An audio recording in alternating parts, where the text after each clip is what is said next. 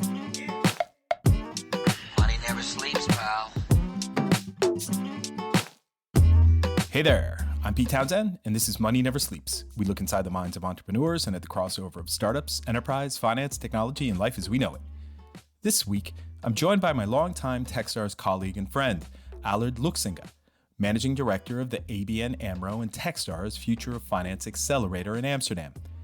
Allard and I have been on each other's investment committees for years, so this one's a bit different. We know each other well, we've traded notes across dozens of startups, and we've seen each other call the shot on what makes an unstoppable founder.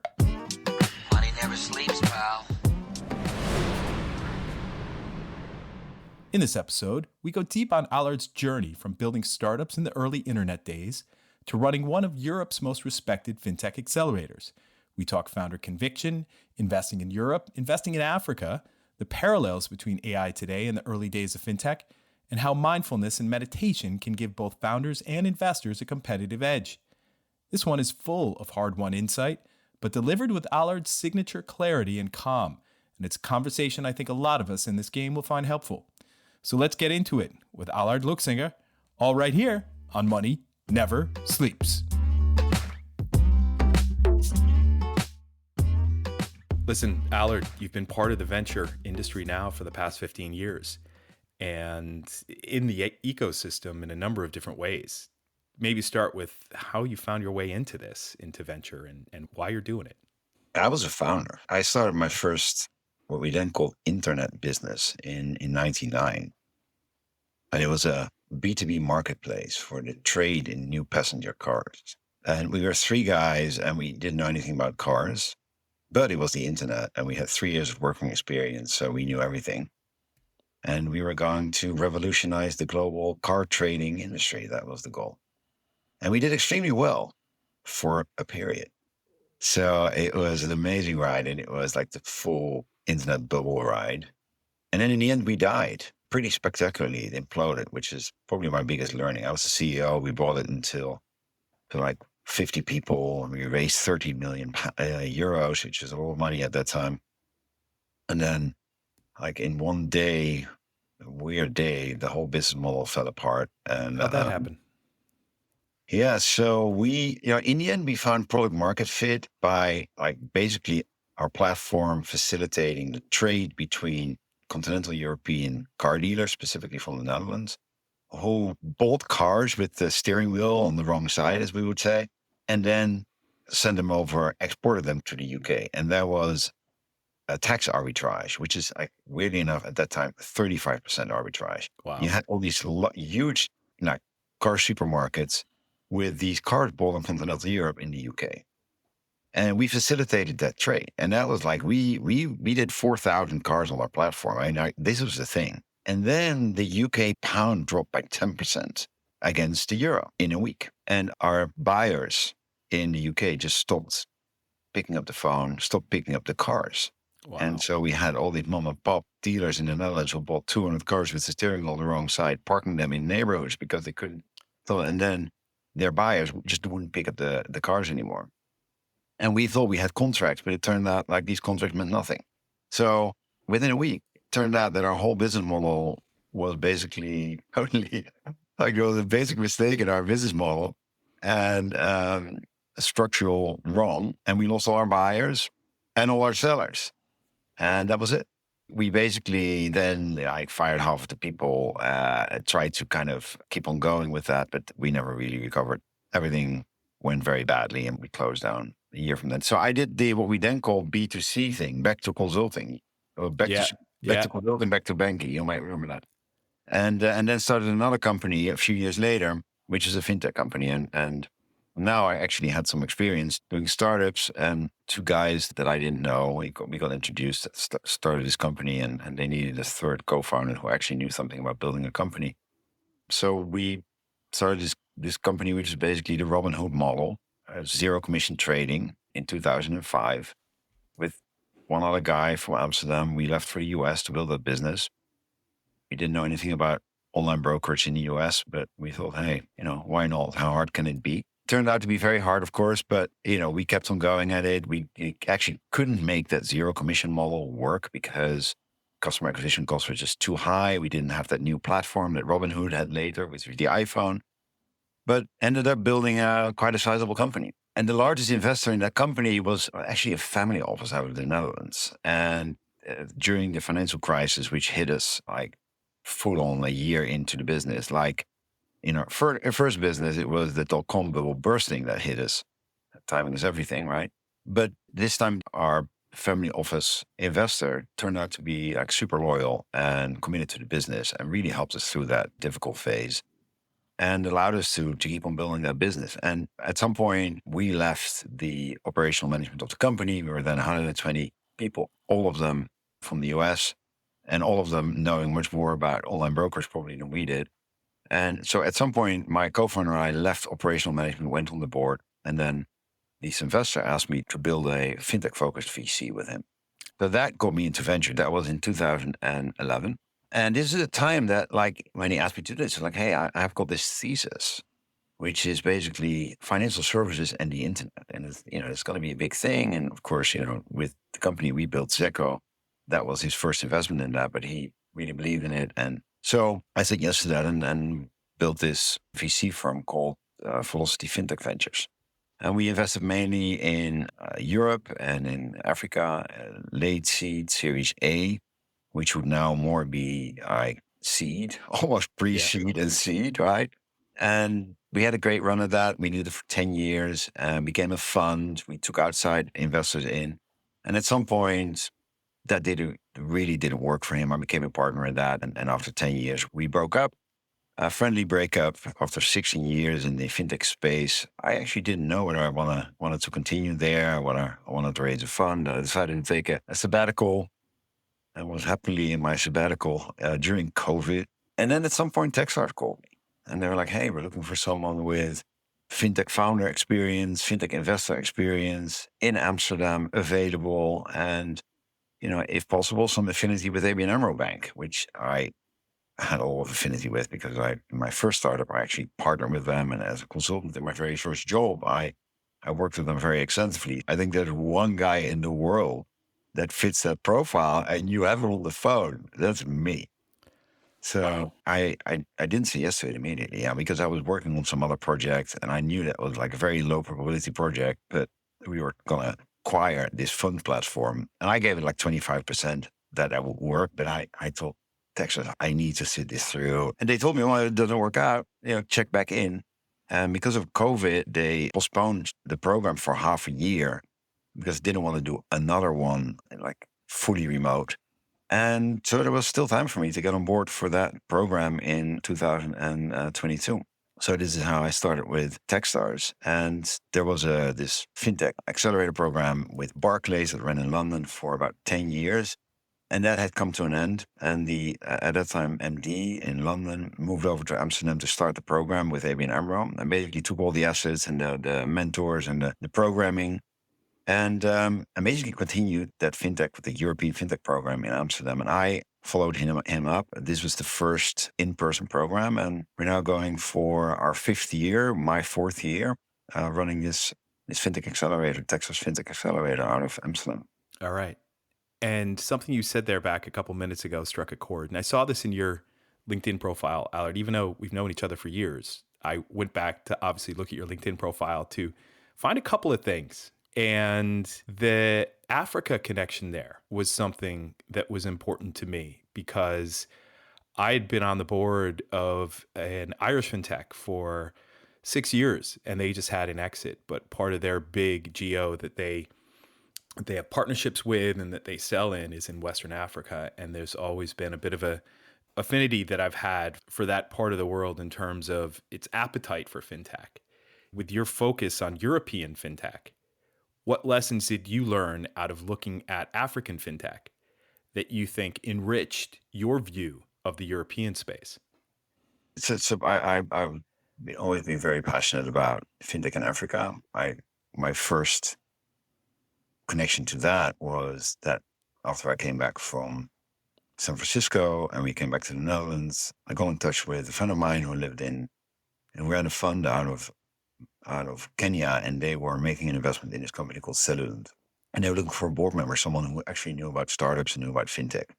And so they ended up with me, and I joined their board actually just before I joined Velocity. And then it took 2 years, but then we did the Series A with Cellulant and became an investor. And I stayed on their board for about 10 years or 9 years. Also, the principal of our fund really liked Africa and got very enthusiastic about it. And we made two more pretty significant investments in Africa, one in Nigeria and one in South Africa. All fintech, of course. And so I spent about 50% of my time actually, in Africa fintech over that 10-year period. And I always say there's basically one thesis for African fintech. I mean, it's maybe simplifying it. And that is that there is like 1 billion people in Africa. And when we started, 750 million of them were not connected to the formal financial system. And basically the thesis is, let's connect these people. And that's a massive business case. But it's also, of course, a massive impact case because there's hardly anything you can better do for people that are not connected than to connect them into the financial system and giving them access to payments, to loans, to all of that. And the power of like fintech in Africa is being mobile. It has changed everything. There wasn't the possibility for basically real fintech or financial inclusion in Africa before fintech was there. The mobile phone changed everything and allowed kind of every person, even with a very simple like old Nokia phone, pure SMS based, to be connected into the ecosystem. And so it really told me the impact that financial services have on people's lives. And that's one, and how it really can be a force of good in the world. Also bad, by the way, because the moment you could do this, you get predatory lending. There's a balance that is sometimes hard. But also, the power of that platform and the powers of platforms in general, like what mobile could do for a whole continent is like, it transformed the way people could live there. So that has never been so clear to me as, has become incredibly clear to me because of the experience there. And you see now with the new platform being AI, like that probably will have like a similar kind of effect on the whole world, as in this new platform could change everything. So the power of that became incredibly clear. You just hit on something here. Do you think that opportunity of realizing that, when you started, that there's a huge opportunity for financial services on the internet or fintech, that looking now back at Europe and seeing how few people are connected to AI and seeing the big opportunity for financial services on AI on the internet, is there a parallel there? So the basics are different in that way that like we have, specifically in Europe, most people are connected one way or the other to internet and like even much more than, for example, in the US, most people have bank accounts and are connected, right? And I think one of the interesting things about AI is that many of us will have the gut feel that everything will change and everything will be different. But it's very hard to see how exactly that will happen. And I wish I could tell you differently. But I've never been so uncertain and unsure about the future of all we do as I am now. And to be honest, I think actually nobody has the answer, right, to what AI will really mean for startups, how we build businesses, for financial services in general, how we build fintechs. And it's interesting. I mean, we are now sourcing for recruiting for our next cohort. And we see, of course, like 80% of the companies that apply are building something with AI at its core. And it still feels that we're kind of doing the same, we're still building the same things that were there. We're replacing things. It's like, hey, I used to be a hedge fund analyst and now I'm buying an AI that can do 80% of the job I did, right? Yes. There's lots of that. While, when the internet started, like nobody could have foreseen social networks in the way they worked, right? Or Uber in the way that worked. And I don't think we're at that phase yet in fintech, that you see all these models that would have been just impossible, that nobody was thinking of. And are now coming to the fore and will be the largest companies probably that will exist in 10 years time, as the Google and the Facebooks and the rest of the world. And I do believe that AI has, in all its breadth will have way more impact even than, for example, the coming of the internet itself, which was already like probably one of the largest things happening in our lifetime, right? Yeah, it's interesting because I'm sitting here thinking, well, isn't it just an engineering problem? If someone says they want to use AI to build a model on how a startup raises money and then put AI agents in place to go raise that money from other AI agents, right? Or do that for a venture fund itself, or do that for how a bank controls its capital reserve ratio, whether they're a big traditional legacy incumbent bank or they are one of the neobanks. And is there a SaaS platform that could be built around that? All that stuff. And just thinking about, well, if we want to send a spaceship to Mars, we got to build a spaceship, and we have to do that thinking about all the eventualities of what could happen. We're gonna build it, and we're gonna do it, and we're gonna send a spaceship to Mars. Are you seeing any big thinking like that to saying, let's completely change where we are in financial services with AI? I'm not seeing much of that yet, to be honest. I think Okay. a lot of people working on stuff. Yeah, and I need to be very honest on this, right? I asked myself, if Google would have come to me in 1998, right, would I have invested in it? Would I have just thought, you know, another search engine? I'm even unsure of that. Like, would I recognize it if someone would really work on like the next real big thing? So now we have AI agents for everything. And fintech is hardly ever on the absolute forefront of innovation. And the reason is that like the smart people in the room, they know that with financial services, you have this regulatory thing, right? So the low hanging fruit is often not building something very complex in financial Yeah. services because very soon it will hit the regulator and the regulator will just say no. So, you better take your super innovation to another segment. And then later on, it will come to fintech. And I experienced that 2 years ago when like it was clear that like Gen AI would actually transform everything. And you had ChatGPT had come out in November. And then in the year following, I had very few, like literally out of hundreds of applications, like 2 Gen AI applications, which was half a year later. This is my hypothesis, but the hypothesis is that, well, it could be that like the most advanced teams are not looking for an accelerator. That could be one thing. But the second thing is that the mainstream innovation, right? They're not, those people are not thinking, let's do financial services first. Because specifically with this stuff, and I'm repeating myself, but the regulation is such an important part of it. I do think that some of the most advanced thinking I'm not seeing yet. And I also think that often fintech is going to be the second order. But that it will come and that it will change everything and that it will change everything in ways that we can't imagine. I have no doubt about that. So we thought of that a bit, and I know you were there, of crypto, Web3, blockchain, like 10 years ago. And then it kind of never happened in the way we thought it would happen in the speed. And it was harder to find like real use cases. Now that all is changing as we speak, and over the past few years.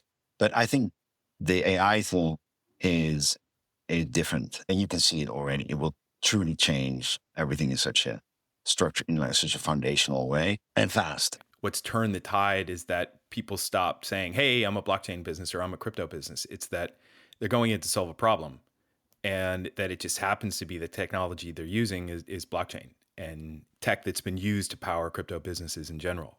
That started to get people more interested. And alongside that, there's always just the passage of time, right? And the maturity of businesses and the maturity of technology and the maturity of those who are implementing technology in businesses. And I think with AI, I think we'll see a similar trajectory in that, okay, it's not, hey, we're AI powered capital reserve ratio. It's that, hey, we're a SaaS business that makes it easier for banks to automate this part of their business. It just happens to be powered by AI. And it gets to that point where when AI is actually, we're a few years longer in the tooth at that point by that stage. But on that point of kind of trading ideas on things, Allard, you and I have been on each other's screening committees over the years with your program, with my program at Techstars. But there's one thing that we've never quite gotten into each other's heads on, which is that the kind of conviction that you need with these early stage founders to pull the trigger and to make that investment especially when this is in emerging tech where the signals can just be so opaque. What is it that you've kind of leaned on in order to get that conviction that you need in terms of your past experience and the tool Mm. set that you've built up around investing? When we were a few years in at Velocity, and I started that business with a very, very experienced entrepreneur, who had been extremely successful, IPO'd his oil and gas firm twice, which is good for your personal balance sheet. And we decided that he was not a very experienced venture investor, and I'd been an operator, I'd been a founder, so I wasn't a very experienced investor. So looking back, it's like what works and what didn't work. And it was then basically that we came up with this thing called the unstoppable founder thesis, and it was basically if we looked at our portfolio and which companies were doing well and which were not doing so well, it was when we compromised on founder quality or like with reasoning like, okay, this founder is great and he needs some support, like he can't really sell, he needs some support or she needs some support there. Or, probably this is not the long-term CEO, but that never worked. So the unstoppable founder thesis was you need to invest in people that will build this business with or without you. They don't actually need you to build their business because if you don't give them the money or the support, they will find the money of the support so well. Yeah. So the whole idea that you're like massively important in the lives of you're trying to find people that you're massively important to become successful, like sort of out of the way. You need to find the people that are so driven that they will build this business whatever happens, right? So, and that became the unstoppable founder. Thinking that this is not new, of course. I mean, this is something that, like, I'm not saying that there's something unique. And this is still, and this was like, we were at late seed Series A. And so we had much more to look at. Like these were existing companies, they had revenue, like they had customers, there was stuff to look at. In our case, at these screening committees and in our application, there's nothing. Like it's often like two people and a deck. And then there's their storytelling and there's their passion and, there's an idea. But let's be honest. I mean, at Techstars, we say we have 6 criteria: team, team, team. Yeah. And that is market size, traction, idea. And that's not for nothing that we put it that way, right? Because literally the idea is last. And I found that you can change people's, like if the idea is not good enough, early in the program, they will actually realize there's enough mentor meetings that will tell them that. And when they meet 60 mentors, that they will actually realize it. You can work with them on that. They can pivot. But if the founders don't have that unstoppableness, and also maybe that founder market fit or founder products fit, if that's not there, that cannot be fixed. So I've doubled down on this, like in the early stages. Really, logically, there's even more on that. And I think there's even not that much more. So my biggest worry always is like to go too much on a thesis for like in fintech. What's the thesis? Well, this year, we got a stable coin infrastructure thesis. If I find an amazing founder that's going after the credit space, right, which might like building a balance sheet heavy business, which might not be the hottest thing in town at the moment. We are so early, like cycles go up and down, and like credit will be in vogue and out of vogue. But if you have an amazing founder building, then they will be able to build a big firm in that segment, where the market works with you or works against you at that point. So that's basically my strongest conviction. Okay. And when I get on others screening committee like yours, that's what you're trying to look for. Now, of course, it's hard to do it in one meeting, and there's the signals you need. That's my long-winded answer to your question. No, it's funny. Like last year, I think it was in sometime late summer, I started hearing the word founder mode, right? Like someone in founder mode. And it was last year, and I forget what I was calling it. You can see that. You can almost smell it from a founder, right? When they have that unstoppable, that beast mode that they go into.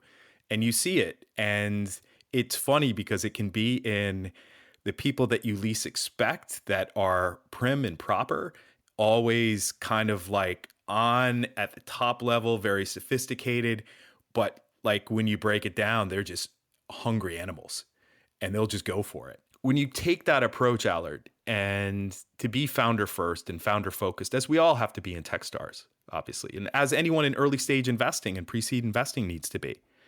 That how does that all wrap in then to the program you're running with ABN AMRO to kind of curate that unstoppable founder thesis and turn that into real results during the course of a 3-month program? So my biggest learning has been as an investor, and I kind of got into investing knowing these a little bit because I'd been a founder, but as an investor, you need to be super humble. I mean, if you've been an operator and a CEO and you've been used to kind of being the boss, you're used to like knowing what needs to happen and then tell people what needs to happen and then like they'll make it happen and then good things happen, right? Or bad things happen. But that's what you do. So in investing, you need to be super humble. You need to assume you are not right. Right? The founders are living this their whole life and they are going to be the ones that are right. So running an accelerator as well, we don't do a cookie cutter program. Every single company that comes to us, every set of founders that come to us have a very, very different way what it means for them to accelerate. I don't have one single answer for them. I actually don't have the answers for them. What we do is we try to put founders in the position to be the best possible selves and present them with a banquet of options that they can go after, which is a banquet that they probably could get, like, it's very hard for them to get anywhere else. That's the real value, right? You present them to meet a whole bunch of people that are incredibly relevant to them and their business. We have that base of mentors because we have a fintech program and we've been doing this for a while and people love to hang out with founders. And these are people that like we can guarantee that every company that comes into our accelerator meets 4 to 7 people that will be transformative to their business and is willing and are willing to work with them. And how do we know this? This is just experience over the years. That always happens. And then we have like ABN AMRO Bank, who actually turn out to be super open to really experiment and pilot and work with these founders. Not all of them need to do a deal with a bank like ABN AMRO, right? But there's a good portion of them, and of course we also select for that, is like, hey, that could be such a great match. And if that deal happens, it's incredibly transformative for the startup and very valuable for ABN AMRO as well. So that actually is a path that we provide. But the most important thing, coming back to what we said, is that never believe that you have the answer for a company. Never believe that they will go through like our startup program and then good things happen. No, every company goes through their own program. Techstars has been doing this for a long time. So there is a way to kind of make this super relevant for any company that gets into the program. And then it is for us, and this is also where my journey led me, and which I think is, by the way, the most interesting thing about my job now, is how do you make this like unstoppable founder the best possible version of him or herself, right? So that they can really shine. Now, how can you take away barriers and propose options? And this all without like, and trying as hard as you can not to tell them what to actually do. Yeah. Because that's often not a very winning strategy. Now, that doesn't always work. And of course, because you've got so much experience behind you, you sometimes you do provide with some answers, hopefully. But the biggest thing is put them in their power because the power is in them already. That's why they're in the program. And it's just like how to take away the barriers and turbocharge them with connections.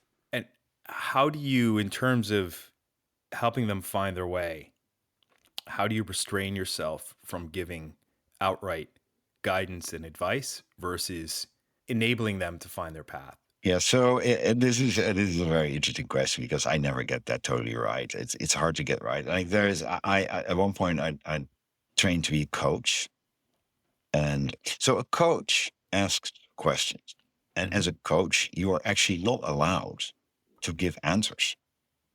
Which, in the end, if you've been in the industry for say 30 years and you've done all this, is also not fair. So that's why a mentor is a little bit different. A mentor asks a whole bunch of questions, but in the end is allowed to actually also share some of the insights that might look like an answer. So I try to do that. I try to first ask a whole bunch of questions and let them come to their own solutions. And then at some point, you add your experience to it and help them form their own mind. but the technique of actually helping them to formulate the answers to the challenges they have by bringing in like some of the like context maybe and experiences you have. That I think that is where the magic happens if you can do that. Now, so this all goes off out of the way where you just like keep on giving answers because you're Yep. probably wrong. And when you only ask questions, you also, I think many of the founders really would also like to hear some of the answers, right? They're like, you know it. Why did you tell me? So, Oh yeah. so that's I had someone. the I had someone do that to me recently. We're having a chat, and it was a problem that I had, a decision I was facing, and was talking to a friend who's a coach, and he was doing a coaching session and doing all questions, and then halfway through, he's like, "Pete, time out." Right? We got to end this coaching session. What you're talking to me about right now, clearly the second thing you're talking about, I see your face light up when you're talking about that. So do that, right? So that he jumped right out of coaching mode and right into directive mentor mode, which was pretty cool. So yeah, sometimes you do have to do that when you see it happening, you know? Yeah. But I think it's that process of leading them to that point that gives them the conviction to then you're not telling them what to do. You're just pushing them over the edge, right? Yeah. I know that from your leadership in meditation, that gives you a great view into kind of sometimes maybe, I don't know, you tell me, does that give you a great view into the mental nature of founders and perhaps to look for those things that you can help push them a little bit over the edge sometimes? Yeah, in a way. So yeah, I started this journey on mindfulness meditation. Actually, it started with, as with many, with yoga and then very like power yoga, go. And then slowly you get kind of, you start to get the essence of that all a little bit. And I did a yoga teacher training at some point, I did a sabbatical. And this was right after we came out of the US. When I got on the board of ZECO, we took the family for a year on Bali and I became a yoga teacher. You get a lot of meditation with that. And I started to feel the power of that meditation practice to actually go inward and find silence and stop kind of thinking about the past and the future and trying really to be in the present. And what it does to you if you keep up that practice and you create like awareness of what's here and now.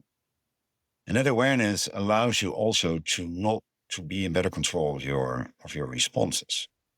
The weird thing is people meditate, you try to get some depth in silence and thoughts. And people thought, there's not a great meditation session because of all the thinking. But many people don't realize is that it's actually the practice of getting into thoughts and then recognizing that you're back into a fantasy world of the past or the future, and then bringing back and then going back to the breath, for example, going back from work. And that trains this muscle. And that's the awareness muscle, which at some point in your life you start to realize that, for example, hey, you always, because of something, it kind of irritates you, you get grumpy, right?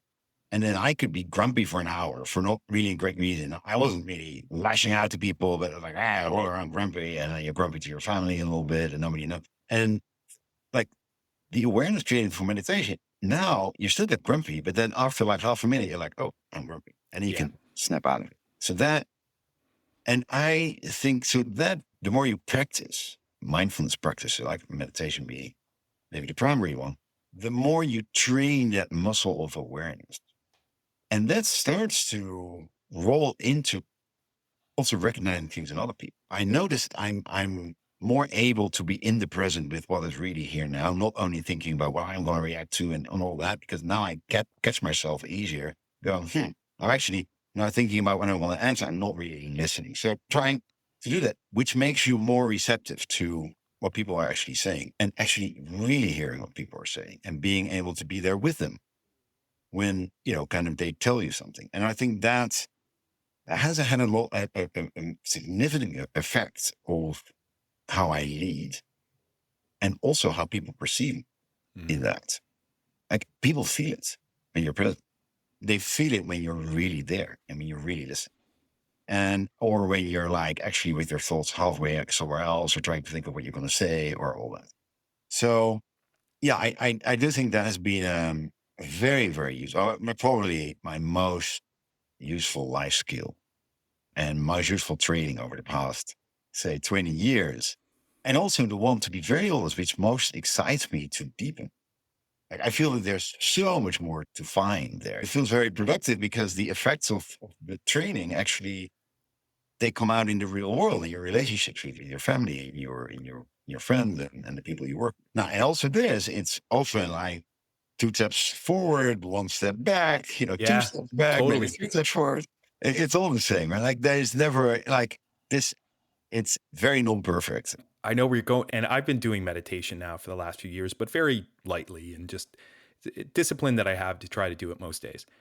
And that bringing you back and focusing on the present and the little techniques, and I do it all through headphone stuff, that discipline that you get through meditation of bringing yourself back to focus on the present. And you've just taught me this now, Allard, so thank you, is transferable to how you're speaking with founders and how you're trying to help them, because you will notice things that cause them to tune out a bit if you start going in a certain direction. But you want them tuned in, you want them focused.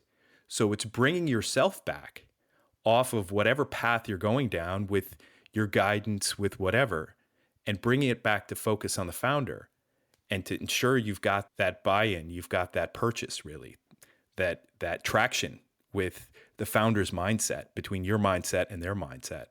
And that is deep. And you can only get that really through meditation, I think. So I think that's the advice to other investors out there, is practice meditation. Well, I think it's easier said than done. So It like, is. for everyone who wants to start meditating, my tip is do it early in the morning. Like, take 15 minutes before you would normally get up, because that's the only, like, you normally get up 7, get up at 6:45. Because that is the time that you actually have. The moment you go like, hey, I'm going to do it like after breakfast or after this or after that or during the day, becomes very hard, because to keep it up. And one of the things, as with everything, is the consistency of your practice. It really, really helps. So every day a little bit is the way to do it. So I take that into our accelerator. So we do some mindfulness training for those who want it. And then 3 times a week, I meditate with them in the morning, very early on, just after my own practice. I open a Zoom call and we practice for about 10 minutes. And we do like 7 minutes of meditation and 3 minutes where I share some little bit of wisdom, and then ready for the day. Even if it's for a few minutes, like, ground and find the silence inside yourself and not let your mind kind of walk away with you is extremely valuable. It is. It Yeah. is. It's good discipline. And being able to recognize these unstoppable founders and being able to have these mental approaches yourself to be able to see those things and to help guide them once they're in, and help empower them to find their own path, like we've been talking about. That there's still going to be, regardless of how founder focused we are, there's still going to be verticals.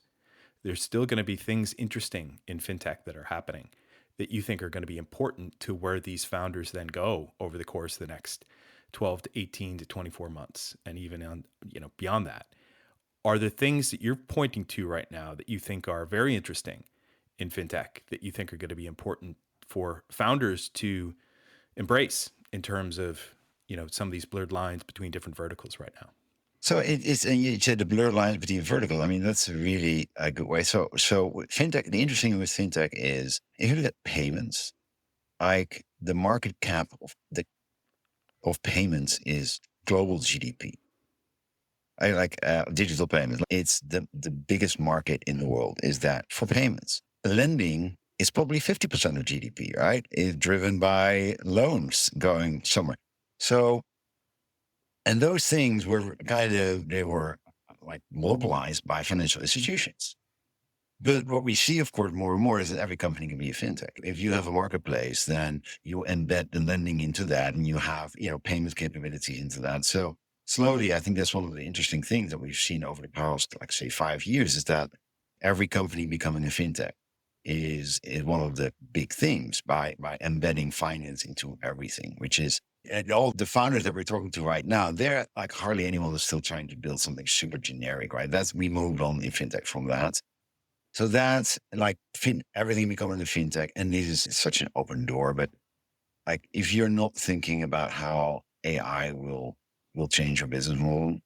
And I'm there with them, right? We don't know yet. But if that is not like at the core of your thinking going forward, yeah, you're probably going to be in big trouble very soon. Now, I'm also working with all founders and I know you do as well, Pete, is that like in the earlier stage, this is a super, super hard journey.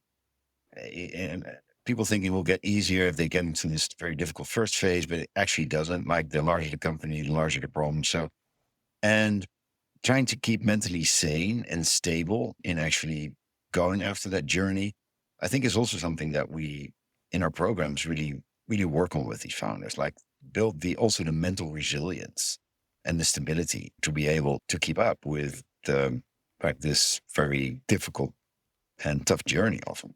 Totally. I was talking to an investor the other day who had their good grounding in fintech, but lacked any appreciation of going even further than that into purely natively digital, right? In that where you're looking at on-chain finance. And I talked to him about stablecoins just as an example and tried to keep it simple and use some of the Chris Dixon language, which is, digital payments without gatekeepers or digital payments without intermediaries. And he viewed the whole market as being, well, you can use a stable coin to do a payment, or you can use crypto, you use Bitcoin, Ethereum to do a payment. He's like, that's it, right, Pete? I said, no, you are looking at the entire market for payments here. And that kind of was the eye opener for him that really said, oh, listen, can you tell me more about this? Has that entered into the lexicon of the everyday type of conversations that you're hearing about this space from your vantage point? The tough part with that, also in fintech, is that people have been saying it for now, 12 years, and it hasn't happened. And now it's really happening. And probably a lot of people will not catch on in time, right? Yeah. And one of the reasons for that, of course, has been that in the developed nations, in brackets, we just don't have a massive payment problem. Specifically, now we have Apple Pay, right? That works really, really well if you're a consumer. Every country has its own way of really easily transferring money. And like in the Netherlands, you have things like Tiki, which everybody uses, or you have Ideal. There's all these payments have become really simple. And if you're in a country like the Netherlands, for consumers, it's free. Yeah. You never have any friction. So, and even with mobile payments, I remember that in the first years of me being a VC in fintech, everybody wanted to show me their mobile payment. I've got the best app for mobile payments. And somewhere I just kept saying, listen, you come to me with 5,000 merchants and 20,000 users and show them that they have repeat usage and we'll talk, because I don't need to see your app. And nobody made it, of course. It was Apple Pay in the end that broke the mobile payment thing. And one of the reasons is that to have an improvement in payment, it needs to be so much better. No, Apple Pay wasn't, right? You do click with your phone and kind of that broke that. So that has been the difficult part about really revolutionizing payments and bringing them on chain, is that the problem was just not hard enough. And then on the other hand, the scalability of the protocols was not big enough, right? Or reliable enough to actually get all that massive volume on chain. Now, those things are changing right now, and stablecoins are, of course, a big driver of it. And I think we've just scratched the surface. I feel that it might not be even impactful for specifically consumers. That this will all happen in the back end, and then in the end, consumers don't even know that they're actually paying through stablecoin rails, right? Because a consumer in non-emerging markets are not really interested in finding new ways to pay. I mean, they're okay with the ways to pay as long as it's cheap and it's fast and it's going. So it will be an infrastructure play that will, at some point, and it will take time because this is regulated, this is finance, this is tough, this is very complex. It will change the whole infrastructure of payments. It can't be any other way, right? Because it's so archaic the way we actually do payments at the moment. Specifically cross-border, which is, of course, the first one to go, but also in a more local national ecosystem. Yeah. Stablecoins I see it as kind of the great unlock. And that's something that, like you said, it's something simple and straightforward from a consumer perspective. A lot of folks won't need to use it, but a lot of folks do, and that the emerging market thesis around stablecoins is very strong. Stripe, for example, with their Bridge acquisition, now opening up stablecoin payments in 120 countries, where it's just easier to send remittances using stablecoins than it is going through all these different hoops in the legacy infrastructure. But where I see this great unlock is that, what it can then interact with, and what it can then interact with is digital securities or tokenized assets. And those tokenized assets then not being tokenized just for the sake of tokenizing an asset and putting it on chain, but then actually allowing it to be reused for different things. So being able to reuse a tokenized money market fund for collateral on a derivatives exchange. And it's almost like, Stripe starting to unlock digital payments by doing 8 lines of code, something very simple. Now, Allard, you've been in this ecosystem for over 15 years, for longer than that when you include your startup experience, and your time as a founder. What is the most important yet non-obvious lesson that you've learned over the years? Well, it's basically 2 things. One, timing anything is like almost close to impossible. Timing is one of the most, it is actually possible to kind of have a look into the future and have some insights on it that could come true. But then also timing them is one of the hardest things in investing. And I have totally lost my trust in myself being anything good at timing, right? But the interesting thing is with building Zecco, which was basically Robinhood, right? Same business model. I've been wrong twice. One, I built a company that didn't become Robinhood, right? We sold it for a lot of money, but it was not Robinhood, which was the plan. And then I spent 5 years of my life telling everyone that wanted to hear that Robinhood would never work. Because I tried it and it turned out, again, timing was everything, platform was anything. So I see that's everywhere. It's the same with the crypto Web3 space. People have been saying it for 10 years and then everybody lost conviction that it would actually, or many people lost conviction that it would ever happen. And now all of a sudden, like, we see it really happening. And some people never lost the faith, but I think almost everyone was off on timing. And the other one, and we spoke about it too much and maybe already, but the one thing is that, like, you could have all the great stories about business models, about like anything, but there's nothing that can replace a founder with a passion. Right? That is, in the end, that's what it's all about. And it's very easy for us in the very early stages to say so. But to be honest, still in Series A for investing, it's the founders with that and stockholders that actually will create the winners. And I think many people that have been investing for some time know this, but it feels very anti-intuitive. I have people that, like friends of mine, that made a lot of money building great businesses, and then they become an angel investor.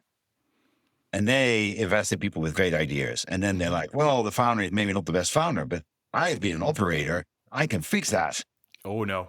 I'm there to help because now I'm the, and that never works, right? So, but it's to really realize it's really all about these people that do it. That's really what you need to. And then your whole model needs to be how to support these people, right? The people. Like you don't have to really support the business that much. You have to support the people, what they need. There might be business needs, of course, but that's maybe the 2 things that.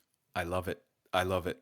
Perfect place to round this out. And I round out each interview that I do, Allard, with this final question that I ask of everyone. What is one thing that people would not expect to know about you? I actually, when I don't do Techstars, I really love to go on long silent retreats, meditation retreats. And last year I did a month on a retreat. That kind of so intrigues me. What happens then?